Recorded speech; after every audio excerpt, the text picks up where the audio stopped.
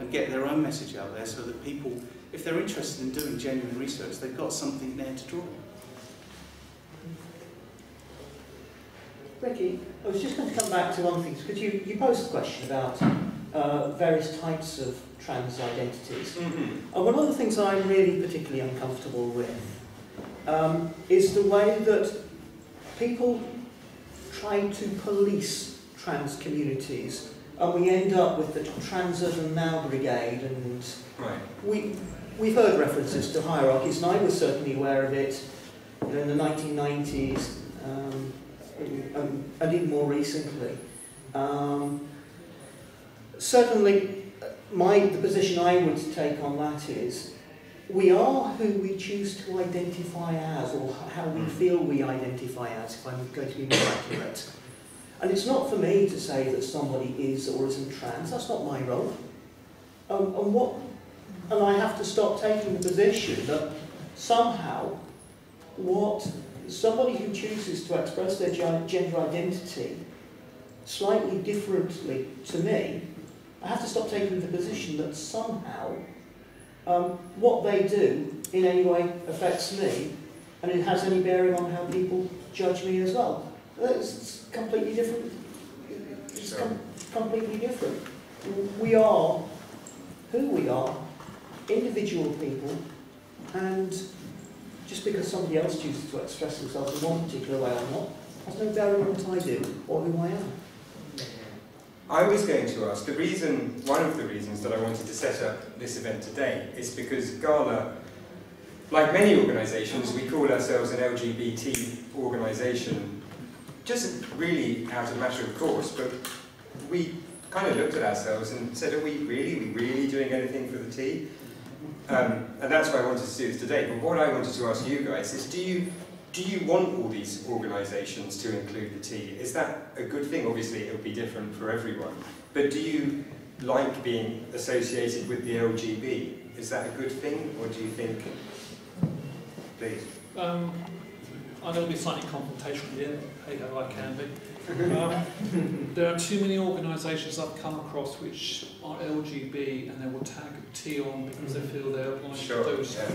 And I've come across too many organisations like that who then go to county councils, etc., get funding for LGBT stuff and do zero on T. Would one of them give us an ending now? I'm not going to comment. That drives me completely bonkers. And certainly the work I've done in the FA, I found one organisation which pertained to do exactly that until I rocked up. Within 30 seconds they dropped the T because they realised they were going to be ripped clean apart by me and the FA for failure to honour T. Also, the other thing I find which can get tricky, and particularly at corporate level in sports, is LGBT is always flagged under sexuality. Yes. And that drives me bonkers. I mean, when I first at London 2012, literally I'd only been there for 10 minutes, and they said, sexuality, we support LGBT, and said, I stood in front of about 300 people shaking like a leaf. Sorry, that's not true. LGBT sexuality, T is gender. Stop getting it confused. So, I mean, you'll find the FA and other sports people, I now do, because I push it like fury, I put the and in. Right, okay. So LGBT and T is to put a bit of a split between sexuality and gender, because T can be L, T can be G, T can be B, T can be straight. Sure. Yeah. I think a lot of public perception is that's got lost. Until recently, we were the Gay and Lesbian Humanist Association, and we had people saying, what about the T? And now we have the T, I wonder if we've earned the T. But I personally want it to be there because I want to make it clear that we are welcoming to people of I think that's important if you're seen as welcoming, but you will also find certainly some organisations will put T, and somebody who is thinking of transitioning or is in early stage transition, they will turn up looking for the help.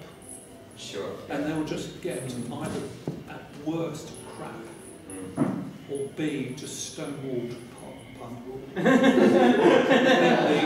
of the organisation, and that is just dangerous because that person went for help, gets no help, and nobody actually cares what happens post. I was going to say this is a particularly difficult question for me because I mean, I identify both as lesbian and as transgender. So, for me, you know, do I put a lesbian head on and then a trans head on? You know, how does this work for me? You know, my experience of life, you know, I don't divorce these different facets of my personality.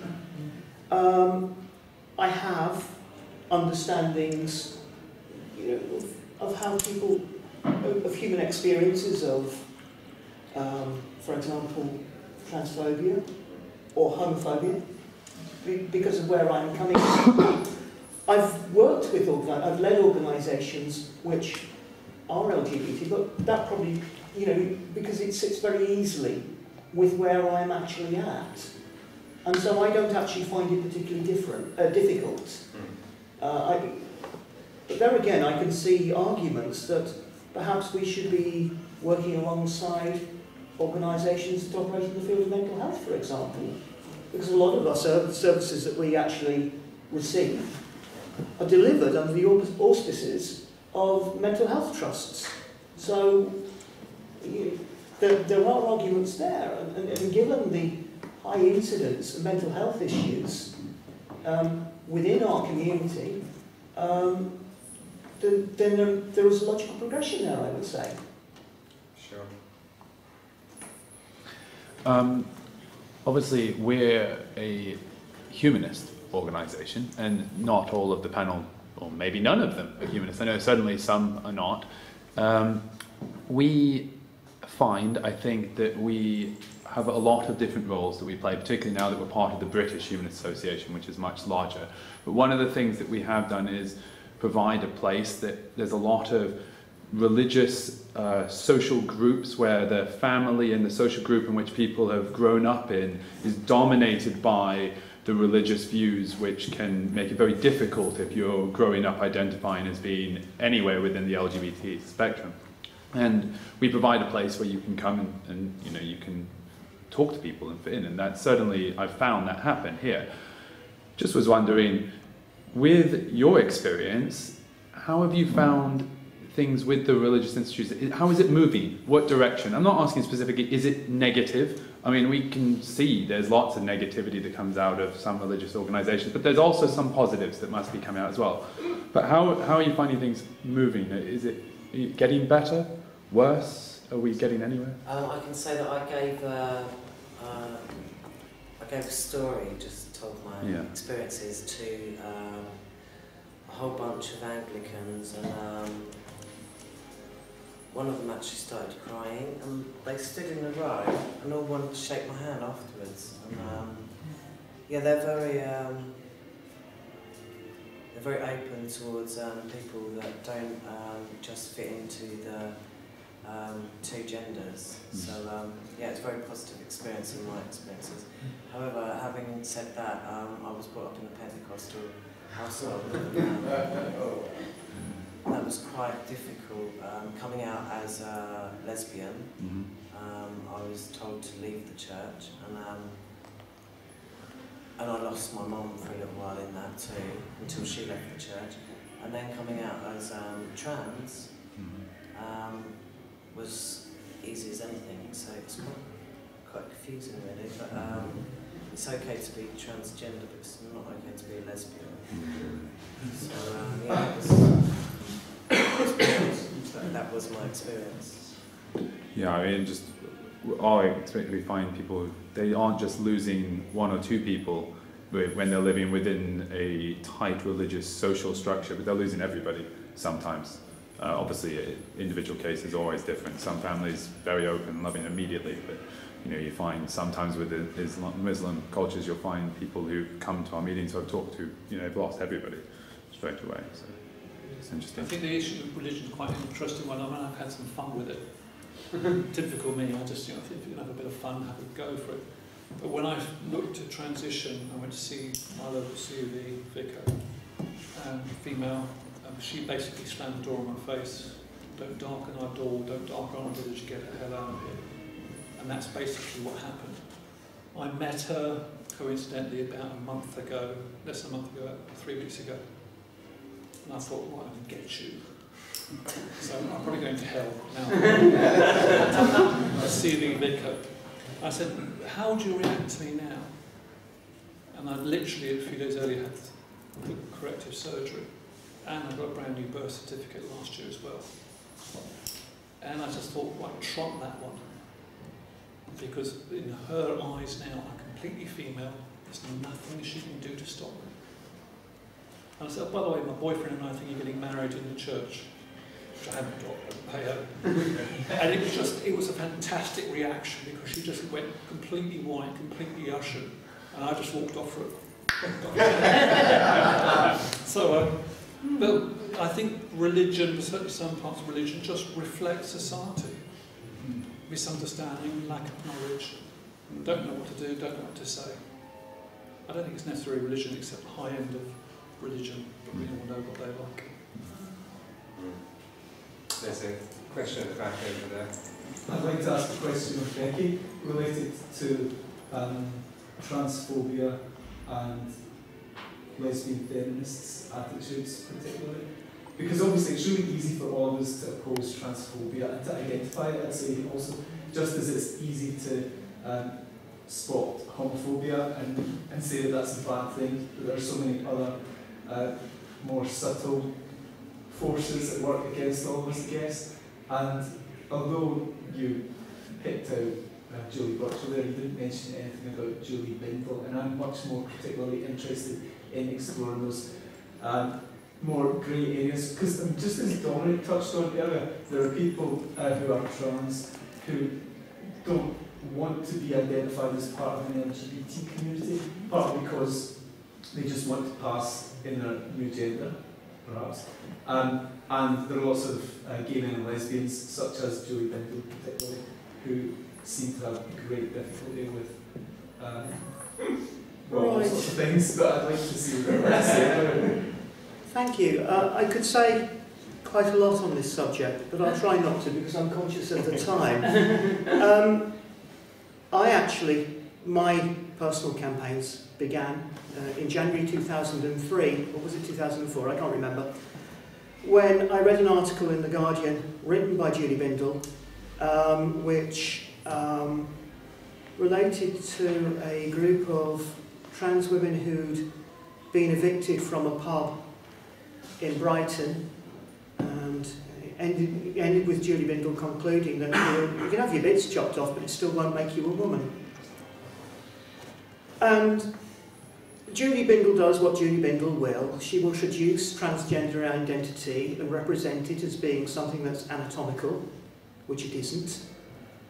And she will force her own prejudice on people, which she's entitled to do, but she's wrong, as far as I'm concerned. And there are far worse animals out there, I can assure you, than Julie Bindel. If you ever read Dave the Squirrel, for example, and that'll bring a few smiles to some people, you'll understand that there's far more odious things out there than Julie Bindel. I think, I remember a couple of years back, we campaigned outside the National Diversity Awards at the Savoy Hotel, because, one of the factors there was that Julie Bindel had been offered, being given an award for her work for diversity, and we felt this was a travesty, given the position that she took on transgender identity. But a far more pressing concern, if we were honest about it, was the fact that here was this swanky do at the Savoy that was all about corporate sponsorship, about generating income, than really was ever about celebrating diversity at all. As far as Julie Bindel's concerned, I'd moved on. We've got time for a couple more, so just put your hands up if you still have a question. You have one. I suppose the good thing is that for several years now that there are organisations or there are social events where you've got LGBT people going to these events every week and getting on okay. And and I say, well, this goes back about 10 years. So I think that's possibly one of the positive elements, certainly in London.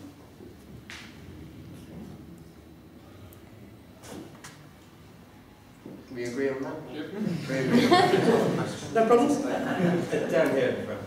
Hi, my name is Melina. I was listening to Delia and Dominic and Sally, and I'm particularly interested in Dominic because I study psychology, and just kind of interesting to hear that sort of thing. But for me, just listening to Delia, just about the differences highlighted, you spoke about the uniqueness and how that kind of sets people apart slightly. But I was quite interested in, does differences actually need to be highlighted? And for everybody to actually understand, particular trans, the whole trans debate really, essentially. And do you have to actually simplify that, to actually bring this into, I suppose, the public arena? Or for some people, because I'm trans myself, I prefer to be quite stealth in the sense. And to Dominic, how does the group mentality kind of, I suppose, work in this particular way? Because, sorry, I'm a bit nervous. Because especially things like the media, that's quite overarching, and that does influence quite a lot of people in their thought, essentially. Let's answer that a bit from my side. Yes, I had the option sort of 3 months ago. Do I go just do it quietly? I should probably get I do nothing quietly. Because what drove me was a situation which happened in 2010, about 5 months after I started transitioning. My local paper, Neil Keynes, backed me 100%, did some stories and been on television a couple of times. What came out of it though was a particular young man who indirectly I got to know about committed suicide. What happened was that particular evening, his girlfriend, and a female friend, not as a girlfriend, tried to get hold of me because she was convinced that her male friend was trans, and she wanted desperately to find some help. And that night he took his life. And ever since that point, it's slightly driven me. The more public people like myself becomes in a more acceptable way, the more there will be other people out there who are looking at transition, thinking about transition. And if there are, as we said earlier, if there are sensible, realistic, but achievable role models out there, and if there are ways of highlighting this, I work now at corporate level, so employers, etc. can help. But if it saves a few lives, makes a few people's lives in transition that much easier, then job done, thank you. Do I put myself at risk? Yes, huge. Daily Mail's had a real go at me last year, viciously so. Fortunately, London 2012 lent on them, it got stopped. But it did ask, why does London 2012 want a transsexual working for them? I've got a brain, thank you. So it is this point of helping others. We've only got to look at the stats and figures, how many trans people in transition or coming to transition are entering the system. Huge numbers, it's 45–50% growth per annum at the moment, according to some figures I'm seeing. Those people just need assurances that the process they're going to go through, yes, it's traumatic, yes, it's not fun, but there's a quality of life at the other end. But do you have to simplify the process? Because when I was listening to what you said, do you have to simplify things? Do you have to put it on one particular sheet of paper, or do you have to lay down lots of guidelines? Do you have to have a whole broad spectrum of things to protect the individual? Yeah, I mean, this is where you end up with the split of an issue. A single sheet of paper for help the individual to participate and do something.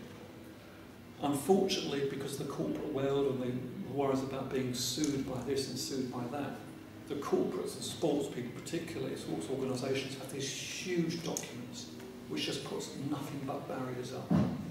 Because they are terrified, genuinely terrified, and it's particularly male to female transsexual, walking into females' changing room and causing a scene.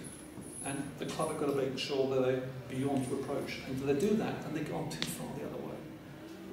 So there is an element of saying, fine, cover your backsides, but please don't put barriers up. And it is a difficult thing to find the balance. Okay, we've got time for one more very quick one. Has anybody got a quick one? Just wanted to say, this is going to be shown, I hope you can't agree, by the way. Yes. The International Day Against Homophobia and Transphobia, and I'm just aware that there's various things going on. Some countries, I'm told today, can't announce in advance what they're going to be doing today because it's too risky. But I know, because I've worked in IHO for a while, that people who are doing that do identify themselves, will identify themselves as G or B or T. And they'll be making that stand on May the 17th. Despite whatever differences that they have. So I'd just like to thank them for doing that. Yeah, good. Very quick. Anna Groska, the Polish trans MP, is speaking in London for Kaleidoscope Trust. So, do you know? yes, online. On the actual day. Whereabouts in London? Yet to be signed. Yet to be excellent. Oh, do keep in touch and let us know. Excellent. Right, I think we're going to wrap it up there, but please do stay, revisit the bar, stay for a chat and a drink. Eventually we will, yeah, please give us a donation. We will eventually drift to the Dolphin Public House, which is out the door, turn left, you can see it. And finally, a massive thank you to all our panellists.